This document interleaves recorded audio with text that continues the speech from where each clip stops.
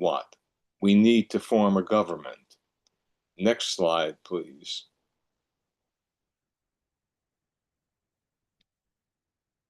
When the Treaty of Paris was signed in 1783, the Treaty of Paris formally ended the American Revolution and gave the new country called the United States of America its independence from the British Empire. And this is the way the Western Hemisphere, or at least the northern part of the Western Hemisphere, looked after the Treaty of Paris in 1783.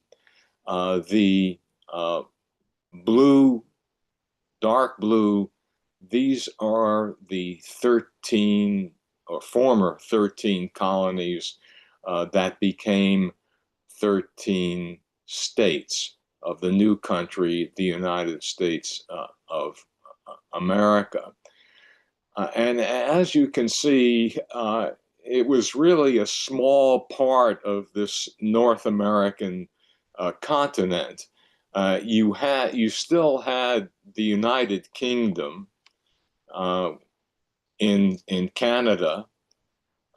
You had France and Spain in the western part of North America. So we were a relatively small portion of a continent that was occupied or at least emphasized by other countries, France, Spain, and the United Kingdom.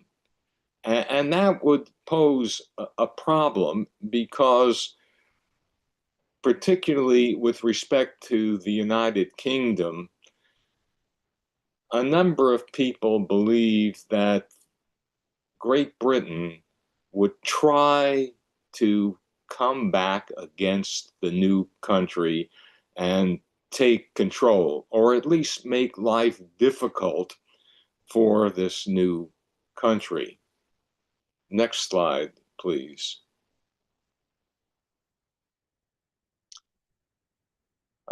And in fact, there were problems domestically within that new American Confederation. The new government, which formed under a new document called the Articles of Confederation, was very weak.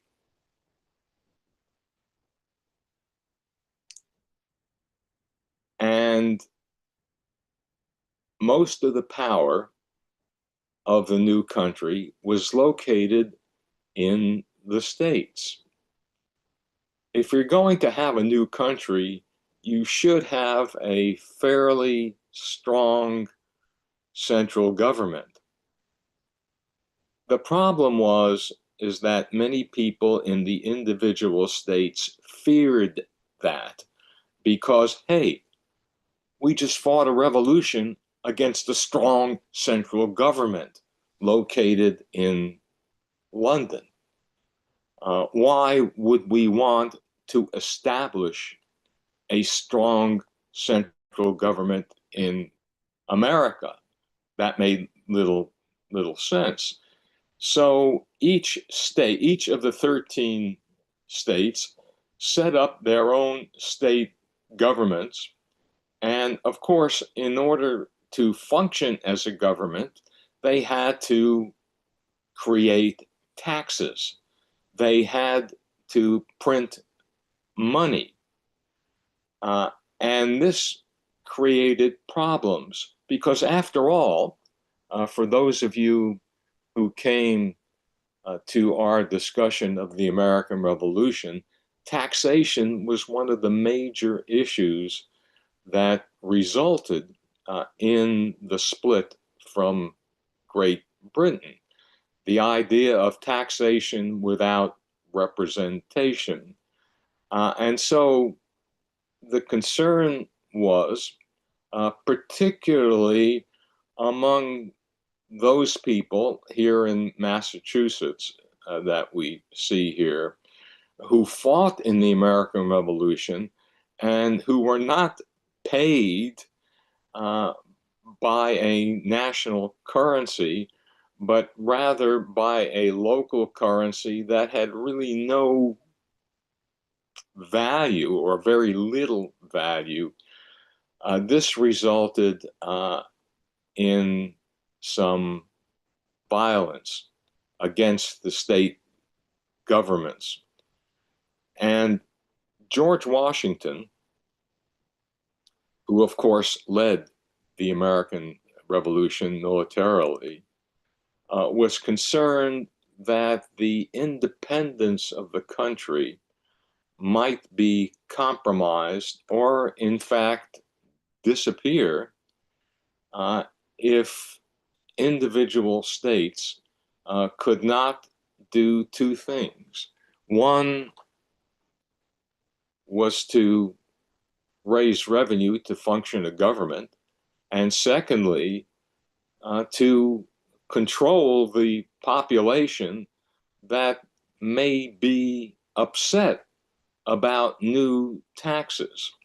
So, what George Washington believed was that what America needed, despite our antagonism toward Great Britain, what America needed was a stronger central government than provided for by the Articles of Confederation.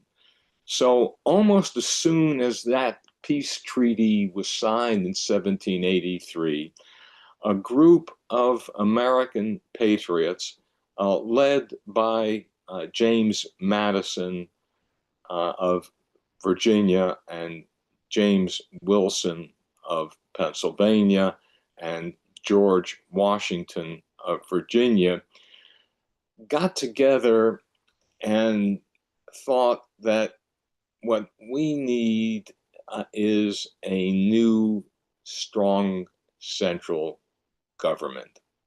Next slide, please.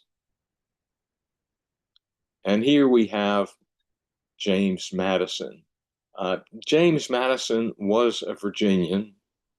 He was a small individual, 5'4", did not have a commanding presence, but he was a brilliant orator and an even more brilliant writer to convince people that a stronger government was necessary, even though the American Revolution was a revolution against the strong government. Next slide, please. So, what happened, George Washington, James Madison, and James Wilson, the three I recently mentioned, got together and decided that they would invite delegates from each of the 13 states to meet in Philadelphia, which was the new capital of the new country, the United States of America. And here you see George Washington here.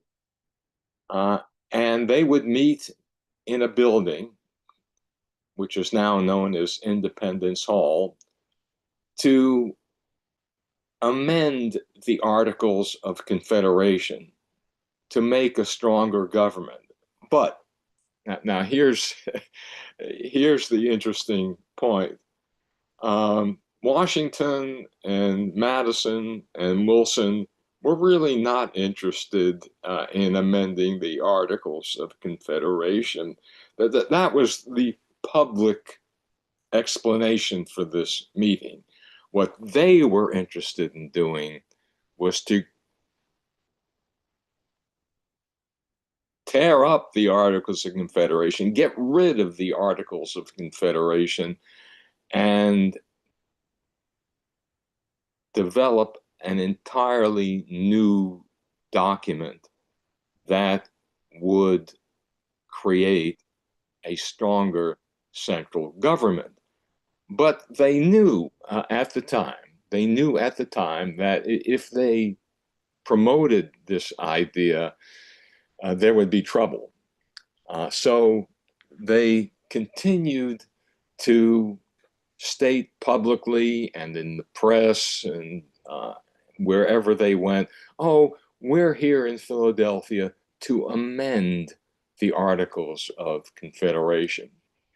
One of the things that uh, James Madison decided to do, and I have a question here, how important was Washington's reputation in getting the Constitution accepted by Americans? Extremely important. He was a hero. And in fact, there was a movement to name him King, King George. Of course, we already had problems with another King George, but in any case, um, he was monumental in public opinion. So Washington's presence presiding over this constitutional convention was really very important. Now, one of the things I want to point out about this painting um, is look at these curtains here. And of course, we can't see beyond that, but the meetings were held during the summer.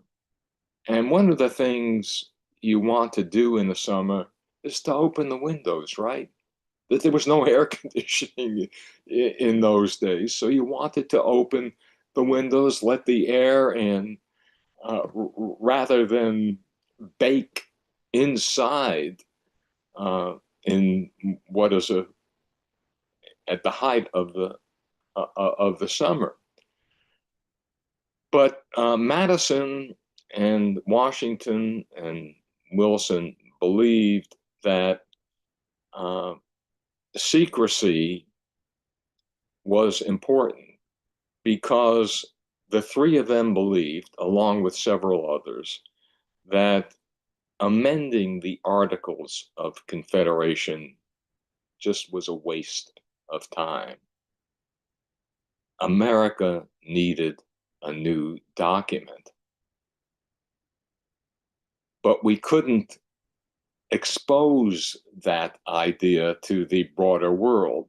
So basically, they closed off Constitution Hall from the rest of Philadelphia, so nobody would know what was going on there.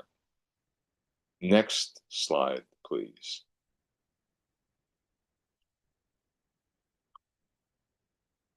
Ultimately, in 1787, the document, which is still current, the Constitution, starts, we, the people of the United States of America, in order to ensure tranquility, provide for the common defense. And you can look this up on the internet. The delegates came up with a constitution. And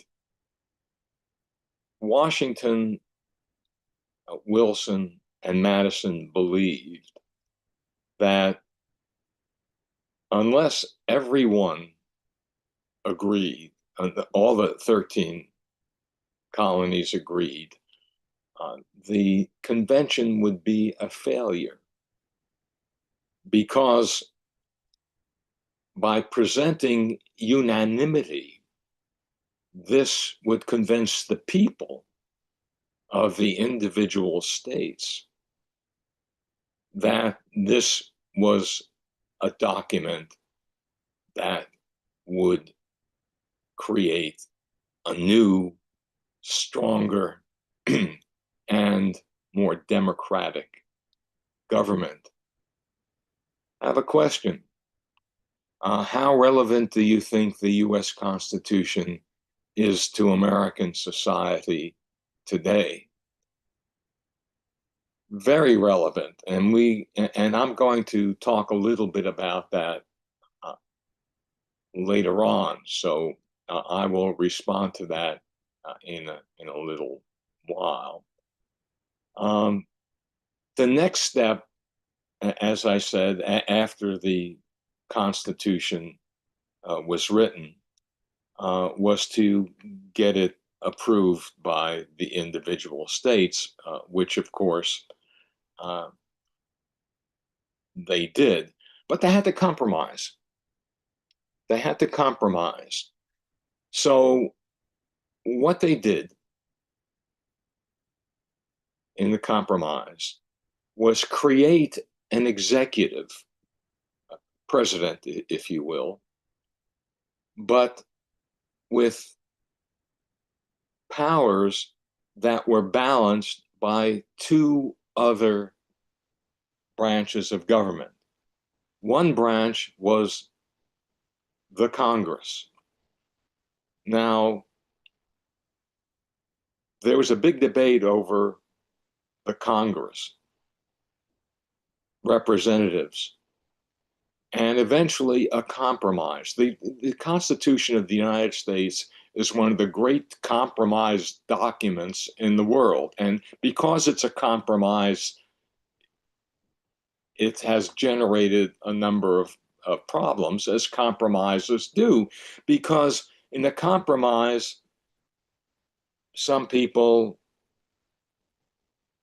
lose things, other people gain things, and those same people who lost things gain things, and the same people who gain things sometimes lose things. So, in a compromise, very often nobody is happy, uh, and you have to live with it. And that's what we've been trying to do for 250 years. So the Constitution had to be general. In other words, it couldn't be a document of several hundred pages because who would read it? Uh, and secondly, it had to balance the idea of a central government with individual liberty. And so the Constitution developed and established the Congress, two branches of Congress. One branch, the House of Representatives, would allow people to vote to send representatives to Congress. Now, the number of representatives for each state, each of the 13 states, depended on the population. So, states like Virginia, uh, Pennsylvania, New York, and Massachusetts would have more representatives than states like Maryland or North Carolina or Georgia or New Hampshire. Uh, and as you can imagine, the states with very few representatives were not happy about this. And they said, hey, we're not going to sign off on this. This puts us in a minority, and we could really never control our destiny.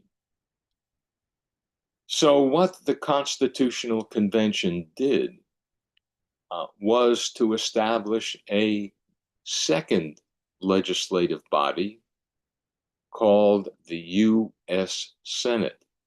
And in this body, each state would have two U.S. senators. In other words, it didn't matter what your population was, it didn't matter how big the state was, but you would have two senators.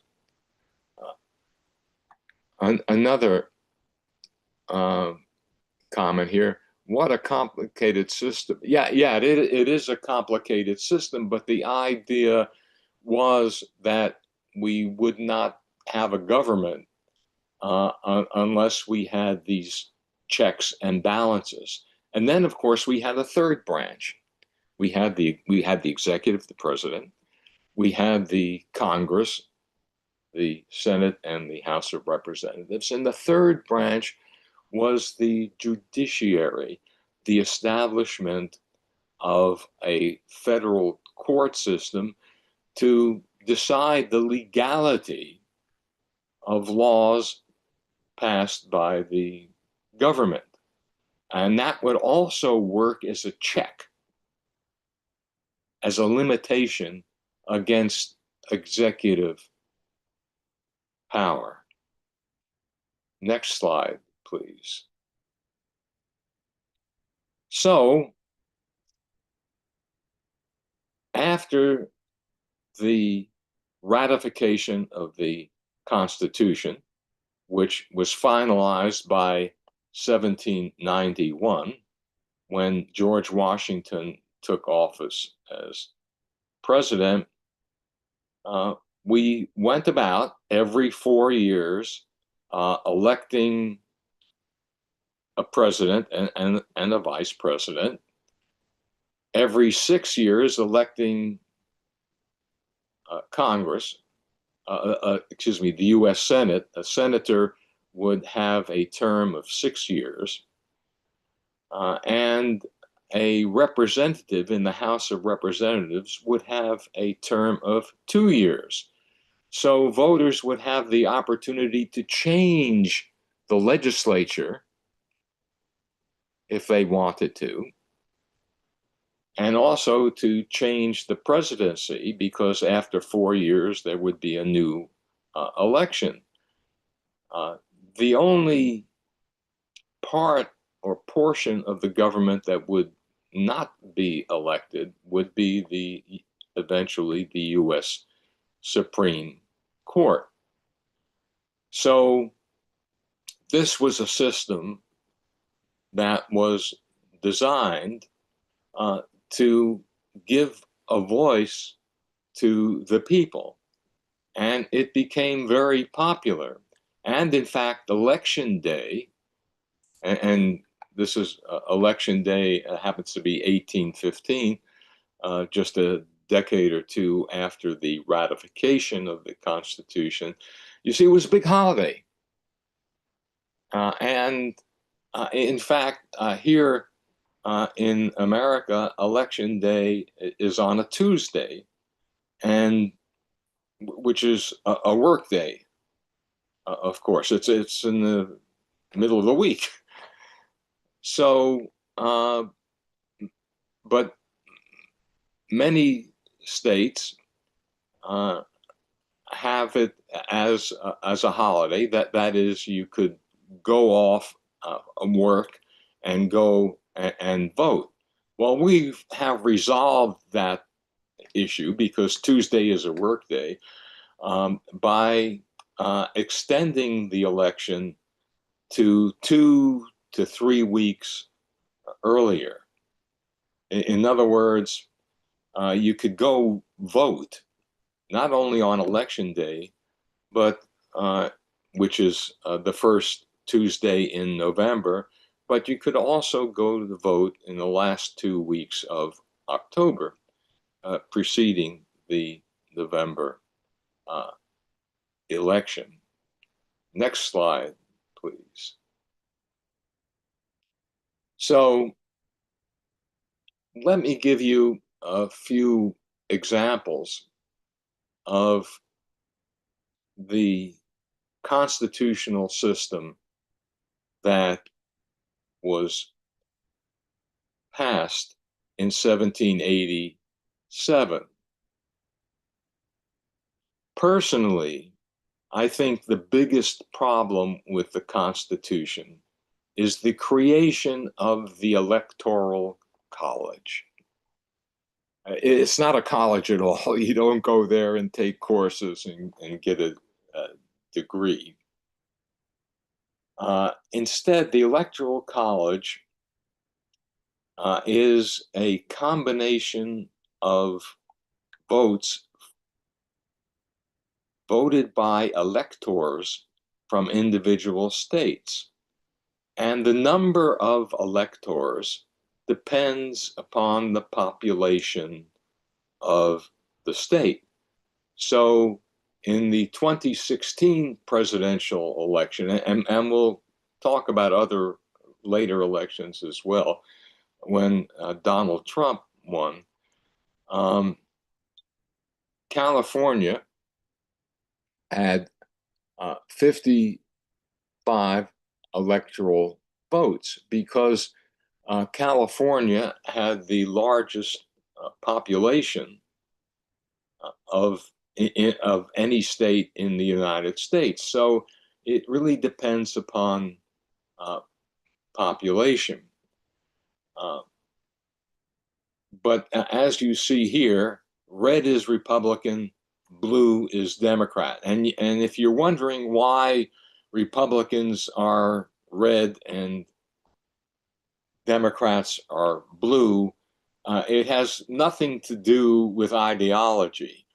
In 1980, the National Broadcasting Company, NBC, a television network, was going to cover the 1980 presidential election. And by 1980, most Americans had color televisions. So they said, how can we make this more interesting for the public? Well, let's make the Republicans red and the Democrats blue. So it has nothing to do with ideology. It has everything to do with television. Next slide, please. Now, the most recent presidential election, of course, was in 2024. And Kamala Harris was the Democratic Party candidate, and Donald Trump, of course, was the Republican Party candidate. And as you can see here, blue is Democrat and red is Republican. Now, if you total all of the electoral votes in the United States, it comes up to a majority of electoral votes has 270 electoral votes to win. Each state, as I said, has electoral votes, and it's based upon the number of representatives in Congress plus the two senators. And the total of that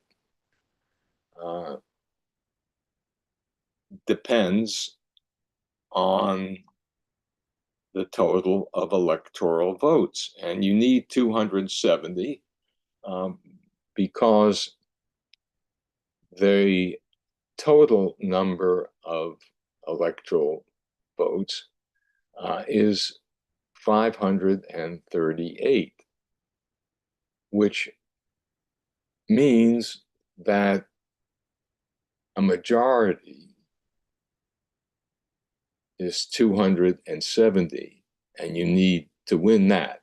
And if you don't win that, what happens, and again, this is one of the problems with the Constitution, if you don't win that, then the Congress decides on who is president, and that has created problems in the past, and we'll talk more about that either in the Q&A or in future sessions. Next slide, please. Now, there are certain things about the Constitution that I want to point out to you, other than the fact that it's key to electing the president. For one thing, the Constitution doesn't mention slavery, but of course, the reason why it doesn't mention slavery is that the southern states objected to any mention of slavery at all, and slaves and black people generally could not vote. However, free black people in some states could vote before the Civil War. Next slide, please. Frederick Douglass was a black leader, and he emphasized how the Constitution could benefit black Americans, particularly after the end of the Civil War in 1865, when, with the Union victorious, Frederick Douglass and several other black leaders urged Abraham Lincoln and the Congress of the United States to pass three amendments. The 13th Amendment, which abolished slavery, the 14th Amendment, which guaranteed equality in every aspect of American life for all Americans, and the 15th Amendment, which allowed the voting rights of all, which guaranteed all of the voting rights of Americans, as well as legal equality. So these are known as the Reconstruction Amendments that were passed by Congress after the Civil War and advocated by black leaders such as Frederick Douglass. Next slide, please. Unfortunately, the protections of the 13th, 14th, and 15th Amendments, which were especially directed toward former slaves, for black Americans, did not work well, because the states in the South, where I live, did not abide by the 13th and 14th and 15th amendments, despite legal challenges and despite demonstrations.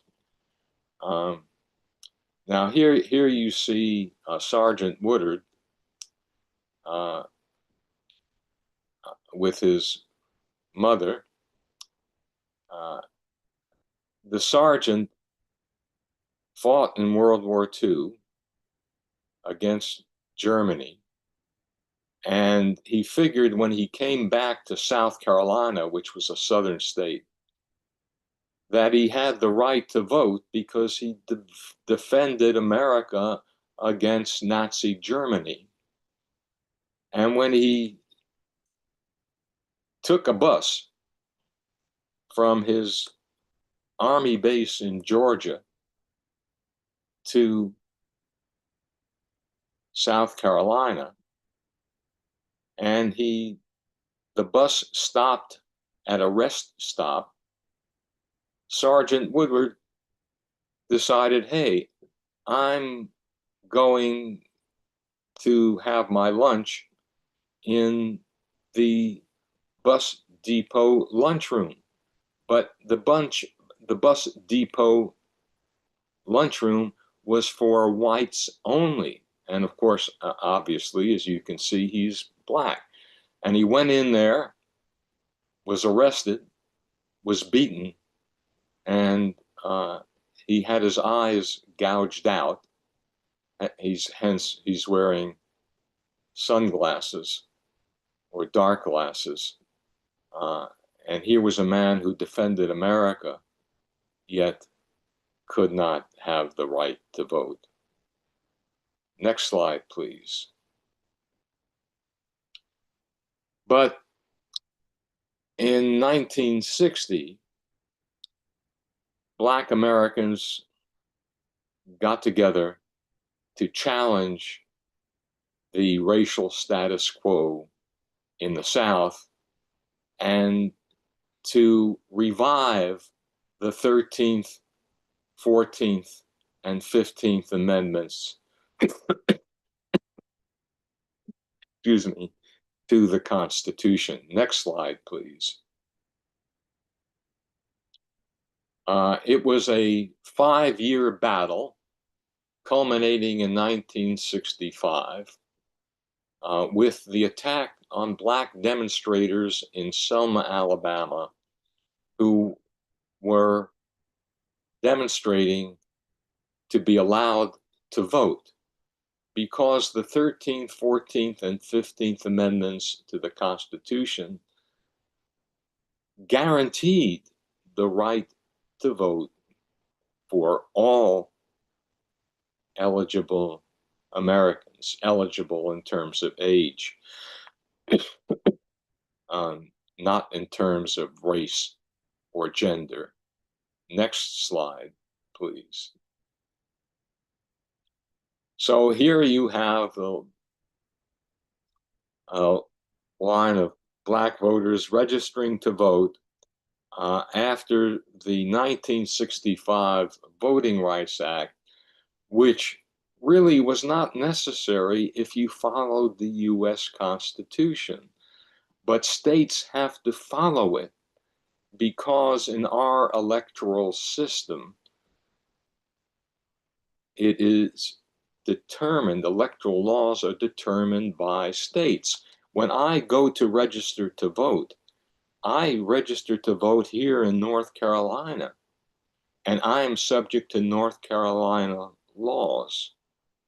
So in a federal system where voting is really determined and policed by individual states, we needed a national act to ensure the right to vote for every eligible American. Next slide, please.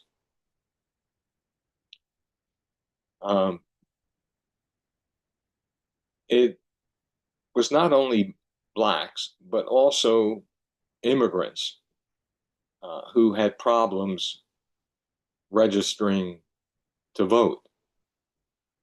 And you can see here a cartoon. This is from 1876. This cartoon, black and white. Well, this person isn't white. This person's a monkey. Well, who is he? He's an Irish immigrant. So next slide, please. In addition to race and ethnicity, women could not vote until 1920. And here you see Susan B. Anthony talking to a congressional committee. And she noted with regret that to all men, women's suffrage is only a side issue. But again, the Constitution says we, the people, are not women people? And should that they have the right to vote? So that became, in addition to the issue of race, that became a constitutional issue as well. Next slide, please. And here you have universal suffrage. But still, there was inequality. And you can see health insurance. Women couldn't get health insurance by themselves. Industrial freedom. It was difficult for women to get jobs. So there were still areas for women, for minorities like blacks, that the Constitution did not offer explicit protection.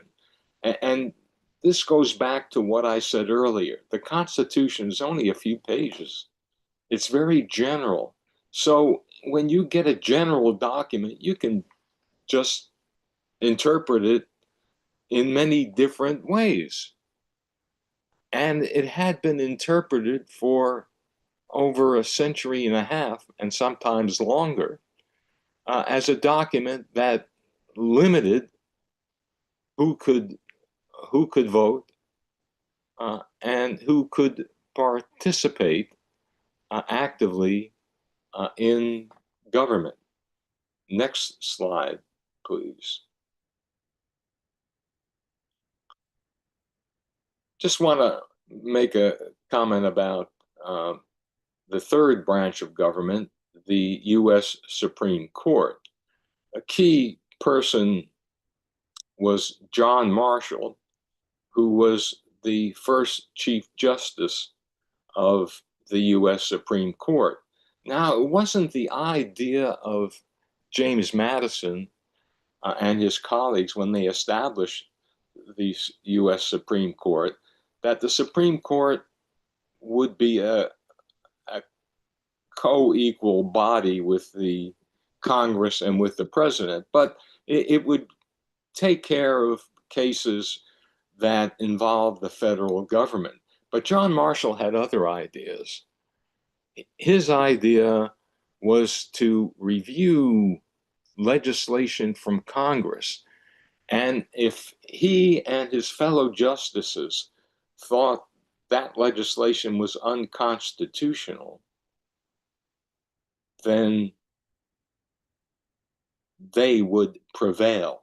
In other words, that law or that rule would be eliminated.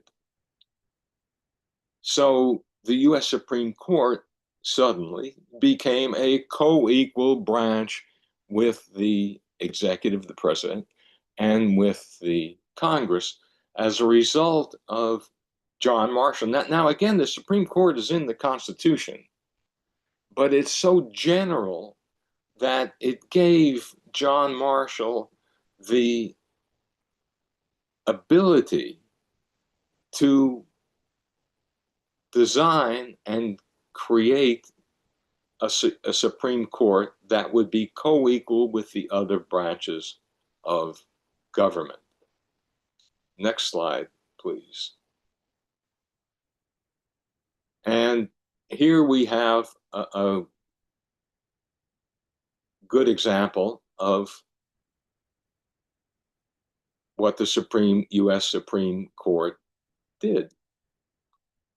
Dred Scott was a slave, and his master took him to Illinois his master was a doctor, took him to Illinois because he was attending a medical convention.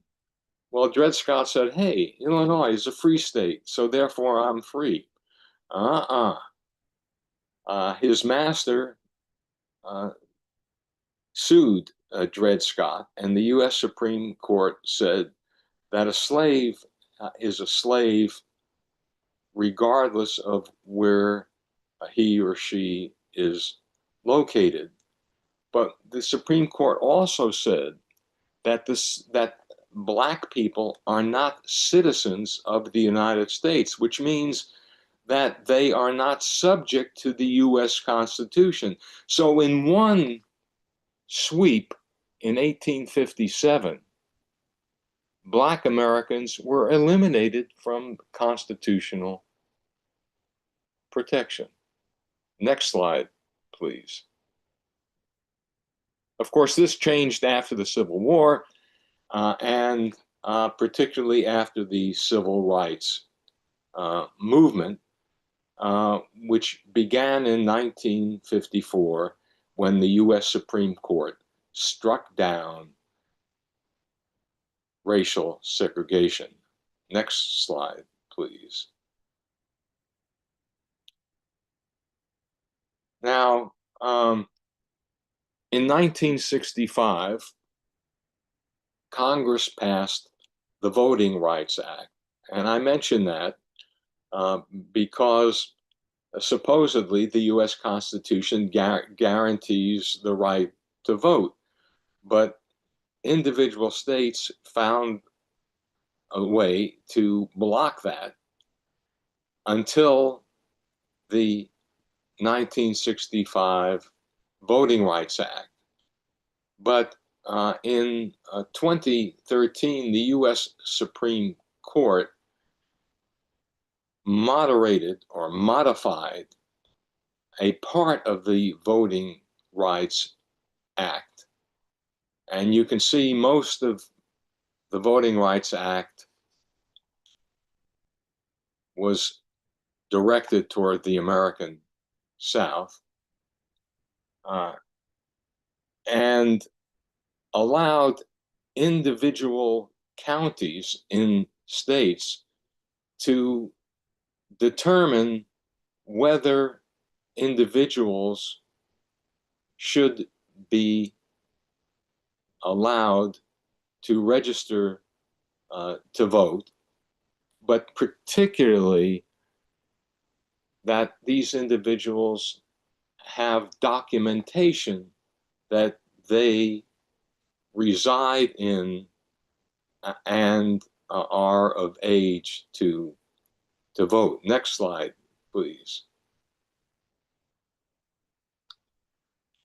Another major issue is the issue of abortion.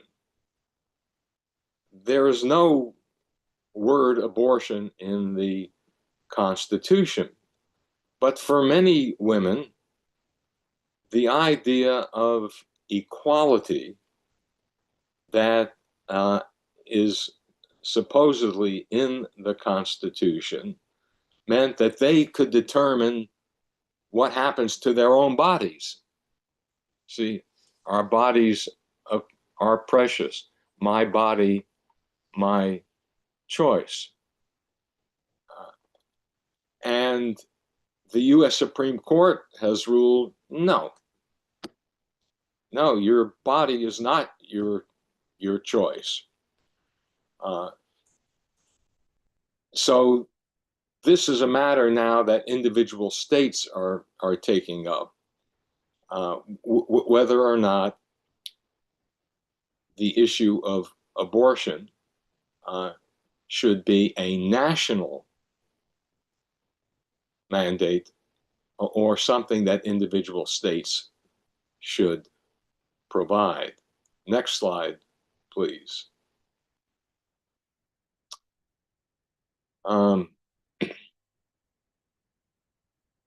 I have this letter written by Thomas Jefferson in 1802 when he was president. And it says, believing with you that religion is a matter which lies solely between man and his God. What Thomas Jefferson is saying here, that I don't really care what you believe. I don't care if you believe in God. I don't care what God you believe in. I don't care what religion you believe in. This government is not run by the church.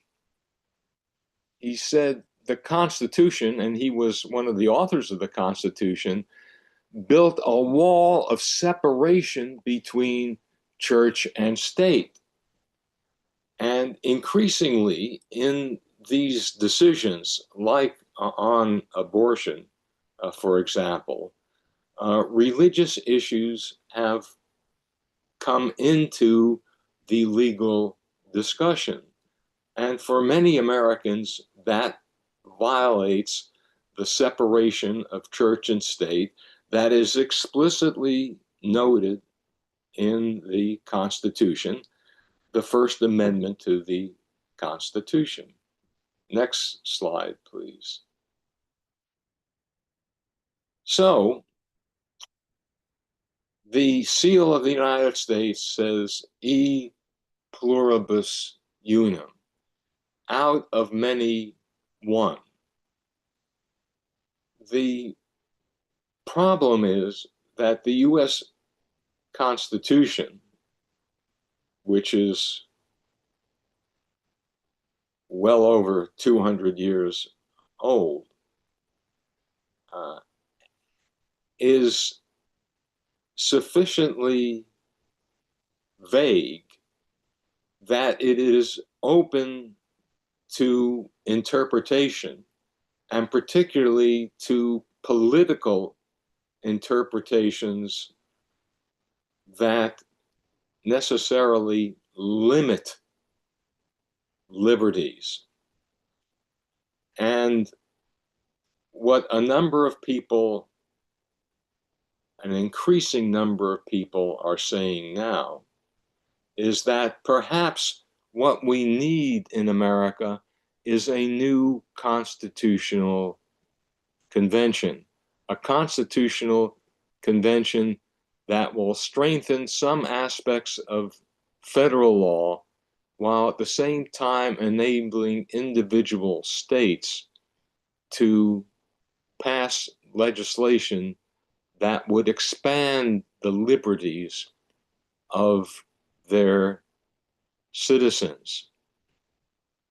The irony of this entire constitutional process is that the dreams of George Washington, James Madison, and James Wilson were that Americans would be the freest people on earth.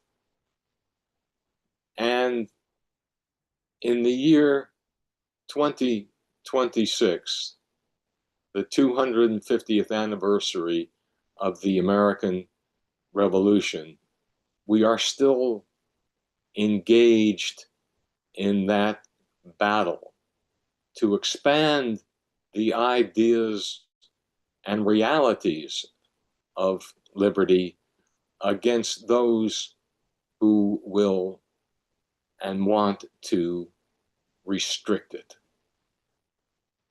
Thank you.